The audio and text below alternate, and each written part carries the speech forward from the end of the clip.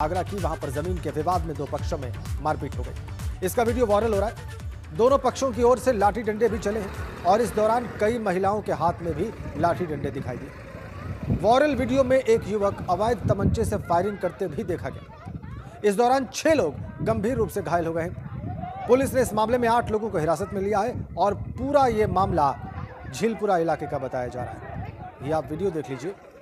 8 लोगों को इसी मामले में, जिसकी तस्वीरें आप देख रहे हैं, जिस हिंसा की, हिरासत में लिया है।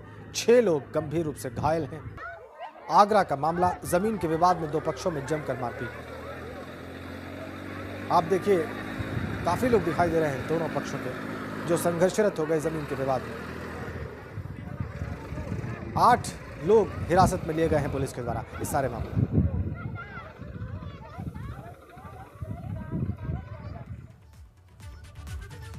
और एक बड़ी खबर सूत्रों के हवाले से, राज कुंद्रा के पोर्नोग्राफी रैकेट को लेकर बड़ा खुलासा हो रहा है। राज कुंद्रा के पोर्नोग्राफी केस में कानपुर कनेक्शन सामने आया।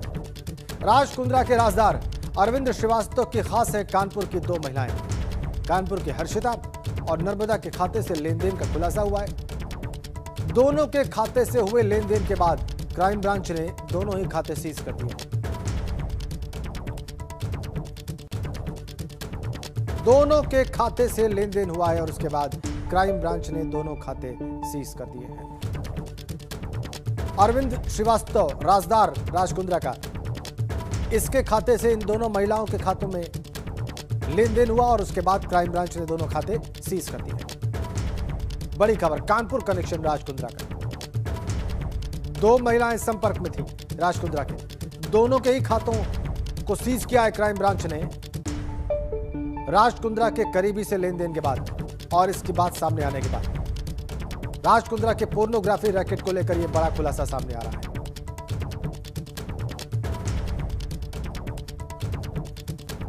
राजदार अरविंद श्रीवास्तव राज कुंद्रा का, उससे संबंध आर्थिक लेन देन के कम से कम सामने आ रहे हैं।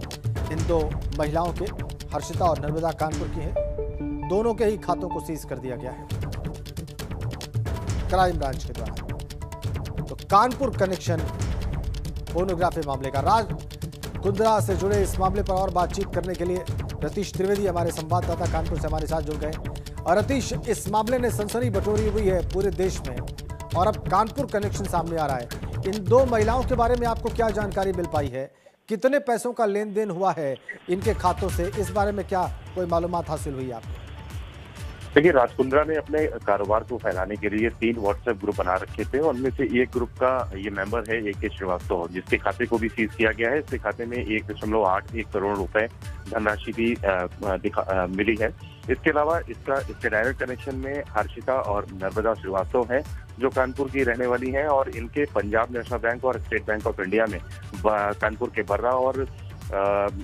बर्रा इलाके में और कैंट इलाके में खाते हैं, जिनको पुलिस ने मुंबई क्राइम ब्रांच के निर्देश पर इनको सीज कर दिया गया है। डायरेक्ट इन्वॉल्वमेंट पैसों के लेन देन का दिखा है इनके खातों में AK श्रीवास्तव, हर्षिता और नर्मदा श्रीवास्तव के। शायद इसीलिए मुंबई क्राइम ब्रांच धीरे धीरे आगे बढ़ रही है और इनका कहीं ना कहीं इनडायरेक्ट इन्वॉल्वमेंट राज कुंद्रा के साथ मिलता है। लेकिन AK श्रीवास्तव का जो राज कुंद्रा के साथ डायरेक्ट इन्वॉल्वमेंट है, उसके बाद उनके खाते को भी सीज किया गया है। बहुत धन्यवाद आपका रतीश। तो हर्षिता और नर्मदा के खाते से लेन देन हुआ अरविंद श्रीवास्तव के खातों के बीच में और इसके बाद इन दोनों के खातों को सीज किया गया। अरविंद श्रीवास्तव के खाते भी सीज किए गए राज कुंद्रा के पोर्नोग्राफी रैकेट का मामला सामने आने के बाद और राज कुंद्रा की गिरफ्तारी के बाद ये कानपुर कनेक्शन भी राज कुंद्रा का सामने आ रहा है। बड़ा खुलासा, कानपुर की 2 महिलाएं, पैसों का लेन देन इन्होंने किया राज कुंद्रा के करीबी के साथ, अरविंद कुमार श्रीवास्तव के साथ। और एक बड़ी खबर, नोएडा से सेक्टर 5 में बड़ा हादसा हुआ है। सीवर में दम घुटने से 2 की मौत की खबर आ रही है। 2 की हालत गंभीर बताई जा रही है। घायलों को इलाज के लिए दिल्ली रेफर किया गया है। गेंद को सीवर से निकालने के लिए सीवर में उतरे थे 4 लोग। बड़ा हादसा सेक्टर 5 में नोएडा के। 2 की मौत हो गई है और 2 की हालत गंभीर हो गई है। सीवर में दम घुटने से 2 की मौत की खबर और 2 की हालत गंभीर। जो घायल हैं उनको इलाज के लिए दिल्ली रेफर किया गया है। गेंद गिरी थी सीवर में, उसको निकालने के लिए चारों उतरे। दम घुटने से 2 की मौत हो गई और 2 की हालत गंभीर। बड़ा मामला, ये बड़ी खबर नोएडा से।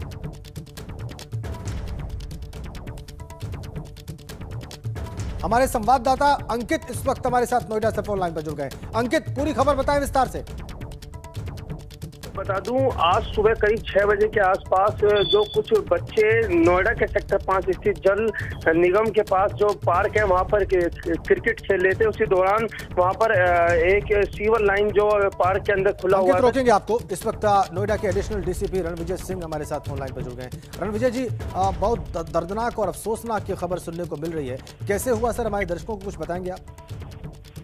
देखिए, एक पार्क है छोटा सा में, वहाँ पे एकदम early in the morning Harola में रहने वाले युवक, यानी लगभग 22, 23, 25 साल की उम्र थी, ये क्रिकेट खेलने चले गए थे पार्क में जी। ऐसा लग रहा था कि अमूमन वहाँ जाकर के मॉर्निंग में, चूंकि आज संडे है तो वहाँ क्रिकेट खेलते होंगे। इनका बॉल बगल में एक जो सीवेज ट्रीटमेंट प्लांट है, वहाँ पे इनका बॉल इधर आ गया बाउंड्री करके।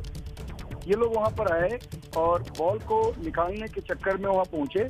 वहाँ पे जो उपस्थित ऑपरेटर थे उन्होंने कहा कि नहीं, आप लोग इस हाउस के अंदर कभी मत जाइएगा, क्योंकि इसमें सीढ़ियाँ लगी हुई हैं और यहाँ पे गैस होता है, इसमें कुछ परेशानी हो सकती है आप लोगों को, आप मत जाइए, हम कोशिश करके निकलवाएंगे। लेकिन ये माने नहीं और उसमें से एक लड़का पहले अंदर गया और जाकर के, चूंकि गैस होता है उसमें, तो वो बेहोश हो गया, सीढ़ियों से उतर के नीचे गया। उसके मना करने के बाद भी वो नीचे जब गया, उसके बाद उसको गिरता हुआ देख करके बाकी दो भी अंदर चले गए वहां पर उसको निकालने के चक्कर में। ये जब दोनों ही तीनों गिर गए वहां पर, तो वो जो बलराम सिंह ऑपरेटर थे, उन्होंने एक लंबा सा बांस लेकर के वहां लगाया, ताकि ये और भी अंदर की तरफ जो मेन बना हुआ था, जो गड्ढा से गड्ढानुमा था, उधर ना जा पाए। उसको रोकने के लिए इसमें बांस लगा दी। इन लड़कों ने वहां पे अपने आप को बचाने का प्रयास किया, तब तक एक आदमी अंदर स्लिप हो चुका था। फिर उन्होंने शोर मचाया, हम लोग को सूचना मिली, तत्काल हमारी फायर की टीम बगल वाली, तत्काल हम लोग पहुंचे। और मैं बता दूं कि वो बहुत ही एक तरह से वहाँ पे गैस बन जाता है और स्थिति वहाँ की बहुत डेंजरस होती है। तत्काल वो हमारे फायर डिपार्टमेंट वालों ने अपने जान से खेलकर वो जो उनका अपना किट होता है, जो ब्रीदिंग apparatus किट होता है, उसको पहन करके वो मेन होल में गए और उन्होंने फटाफट उन लोगों को वहाँ से लिफ्ट किया और सभी चारों को हम लोगों ने तत्काल वहाँ पर भिजवाया, जिसमें एक रिक्शा, ई रिक्शा पुलर भी था, वो भी देखा वहाँ पर। वो भी वहाँ जैसे ही सीढ़ी की तरफ आगे बढ़ा, वो भी उसमें गिर गया था।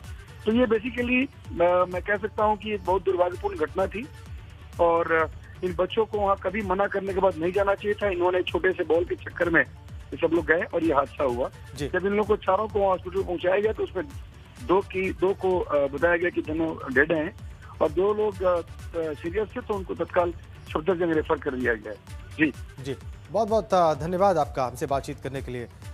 एडीसी साहब रणविजय सिंह हमारे साथ थे, नोएडा के एडिशनल डीसीपी। हमारे सहयोगी अंकित कौशिक भी नोएडा से हमारे साथ बने हुए हैं। अंकित, हमने पूरा वाकया भी रणविजय सिंह जी से सुना, जो कि नोएडा में एडिशनल डीसीपी हैं।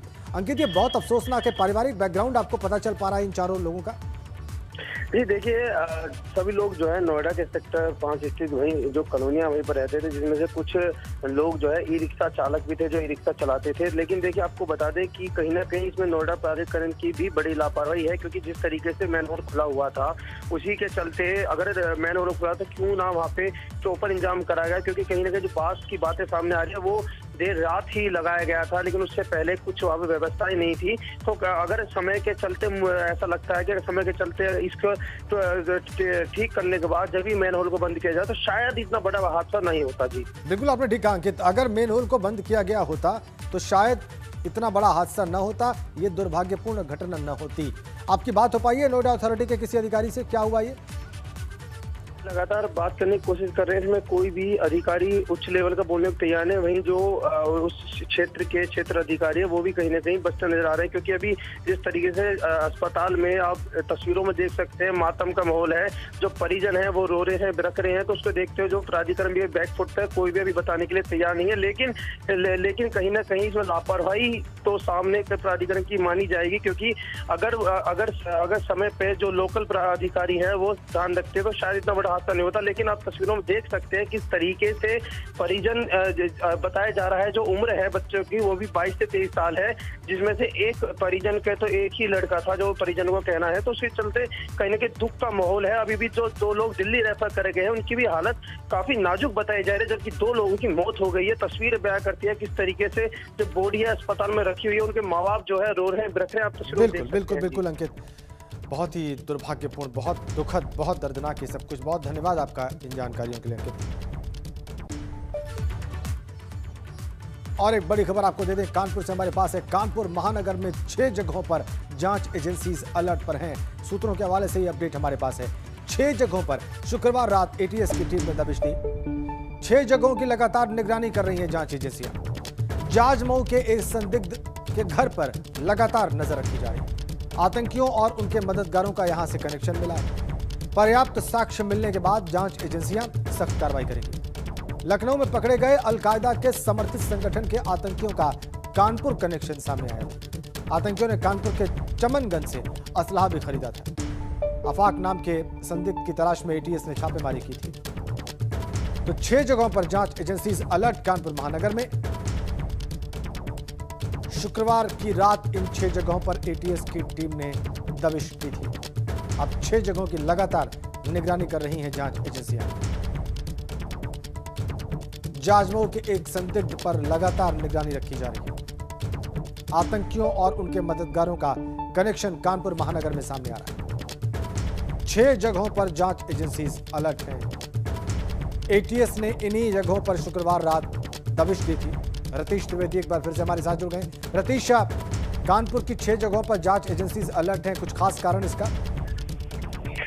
देखिए, जिस तरीके से अलकायदा के समर्थित आतंकवादी लखनऊ से पकड़े गए थे, उसके बाद से कानपुर कनेक्शन इनका निकल करके सामने आया था। और इस बात की ये बात भी निकल के आई थी कि कानपुर के चमनगंज इलाके से इन लोगों ने असलहा और चाकू खरीदा था, जिसके बाद से ही इनको असलहा दिलवाने वाले आफाक जो संदिग्ध है उसकी तलाश की। और इसको लेकर के 2 दिन पहले देर रात में 3 घंटे तक एटीएस की टीम ने सर्च ऑपरेशन कानपुर में चलाया था। 3 इलाकों में, पेंचबाग, चमनगंज, नई सड़क, नाला रोड, इन सब इलाकों में सर्च ऑपरेशन चलाया गया था। लेकिन आफाक एटीएस के हाथ नहीं लगा था और उसकी लोकेशन दक्षिण भारत के एक प्रमुख शहर में मिली थी। उसको पकड़ने के साथ साथ अब और संदिग्ध जो पूछताछ में निकल करके आ रहे हैं उनकी भी तलाश में एटीएस लगातार नजरें गड़ाए हुए है। और कानपुर शहर के कई ऐसे ठिकाने हैं, कई ऐसे मोहल्ले हैं जो मुशीर और मिन्हाज से पूछताछ में निकले हैं, जिनकी रेकी और जिन जगहों पर इन दोनों ने कई बार चक्कर लगाए थे और कई बार यहाँ पर आकर कुछ लोगों से मुलाकात की थी। इसीलिए कानपुर के इन इलाकों पर एटीएस की नजरें गड़ी हुई हैं। और यहाँ पर एटीएस के जो हमारे सूत्र बता रहे हैं उनकी नजरें गड़े होने के साथ साथ उन्हें कुछ और लोगों की भी तलाश है जो पूछताछ में अहम राज खोल सकते हैं। जी, बहुत धन्यवाद आपका रतीश। 6 जगहों पर जांच एजेंसीज अलर्ट कानपुर महानगर में।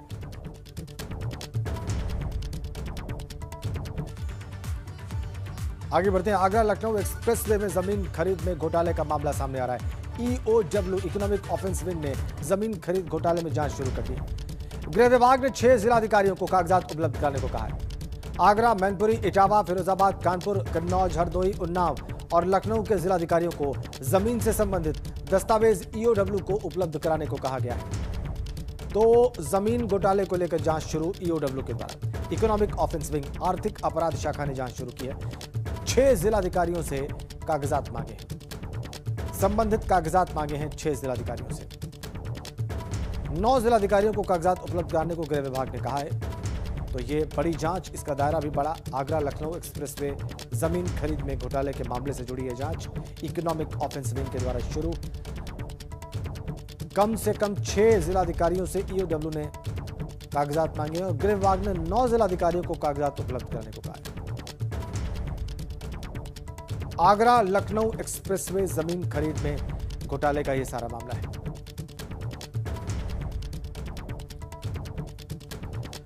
तो ये बड़ी जांच, इसका दायरा बड़ा। गृह विभाग ने 9 जिलाधिकारियों को जमीन खरीद से संबंधित कागजात उपलब्ध कराने को कहा है।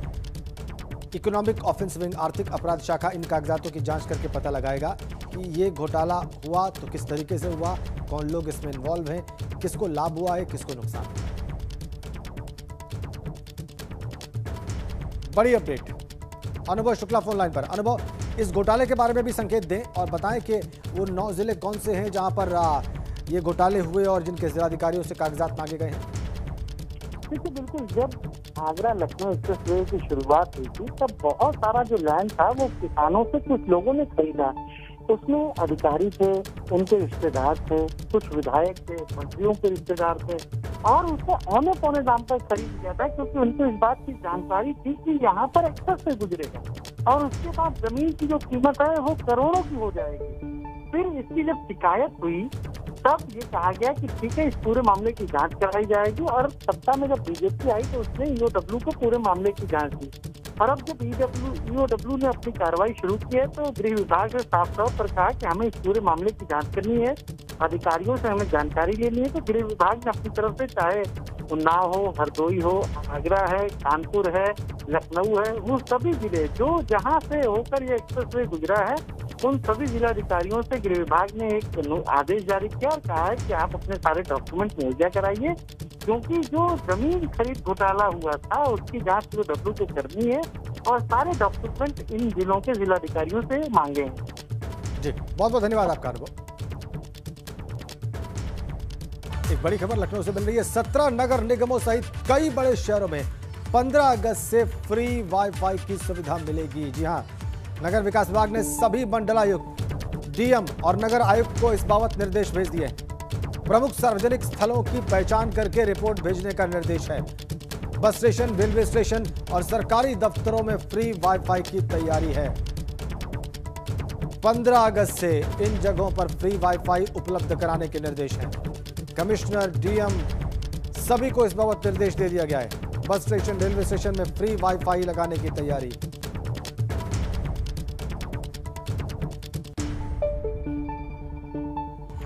और एक बड़ी खबर, इलाहाबाद हाईकोर्ट ने यूपी लोक सेवा आयोग के सचिव को निर्देश दिया है।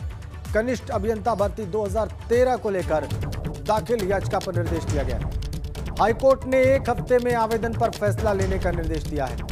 आयोग के नियम और सुप्रीम कोर्ट के आदेशों की अवहेलना की शिकायत की गई थी। पद खाली होने के बावजूद 3 गुना अभ्यर्थियों को साक्षात्कार में शामिल नहीं किया गया और ऐसे में परीक्षा में सफल याची को साक्षात्कार के लिए बुलाए जाने की मांग है। जस्टिस MC त्रिपाठी की एकल पीठ ने इस बाबत आदेश दिया है सचिव को।